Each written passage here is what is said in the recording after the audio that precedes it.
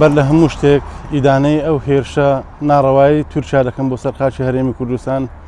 طبعاً هیچ هێزێکی کوردی ڕقم نییە بەرامبەر تورکیا، نە پارتی دیموکراتی کوردستان و نەیەکێتی و نە گۆڕان و نە لایەنەکانی دیکە.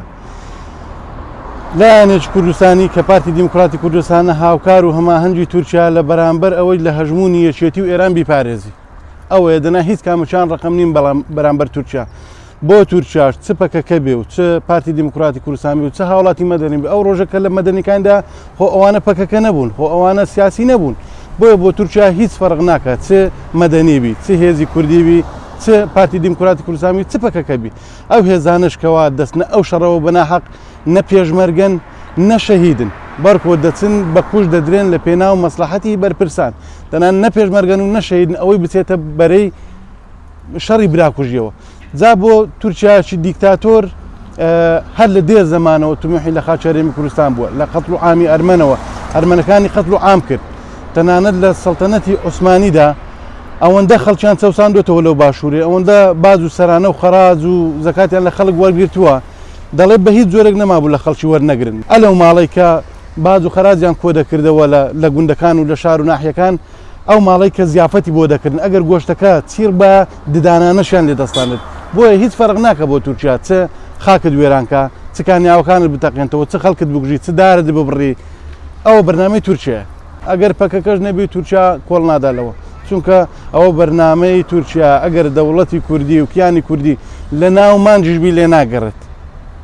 ئەو بەرنامەی تورکیا دنا هەر بەهانەکە و دنا چ مەسەلە پەکەکە نییە و ئەسڵەن پەکەکە و ئەوە پەکەکەیەکە ئەو پارسەنگەی ڕاگرتووە کە باشوور تەواو لە دەست نەچێت. بەڵێ بە دڵنیایەوە ئەوەی کە هێزێک بەرامبەر تورکیا ڕاوەستا بێت تەنانەت خەندیل و پەکەکەیە. پێویستە لەسەر هەموو خەڵکیش لەسەر مامۆستایانی ئاینی خەڵکەکەەوە شار بکەنەوەکەوە هیچ پێشمەرگێک نەچێتە ئەو بەرە. ئەگەر گریمان نانیشان بڕێ، ئەگەر فەسلیشان کرد ئەوە خوای گەورە ڕەزاقە. ما من دابة في الأرض إلا على الله رزقها. هیچ گیان لەبەرێک لەسەر زەوی نییە ئیلا ڕزقی لەسەر خوای گەورەیە.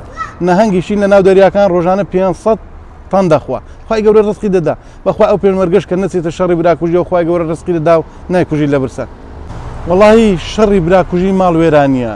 لە شەڕی براکوژی یەکێتی پارتی 36,000 کەسیان بەکوژدا، 36,000 ژنیان بێوەژن کرد، لانی کەم 70,000 منداڵیان هەتیو کرد. ماڵوێرانیە چێ قازانجی کرد؟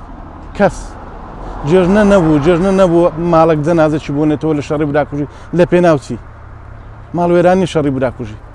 داواکارین هیچ کەسێک نەچێتە ئەو شەڕەوە، نەچێتە ئەو بەرەوە. وەڵا الحەمدولیلا مامۆستایانی ئاینی تەقسیریان نەکردووە، بەڵام چۆن بڵێ مامۆستایانی ئاینیش بەسەر ئەحزابەکان دابەش بوون. هەندێک مامۆستا ئاینیش کەوتونەتە ئەو غەڵەتەوەکەوە هانی شەڕی براکوژی دەدەن مەلا حیزبیەکانی سەر بەدەستەڵات.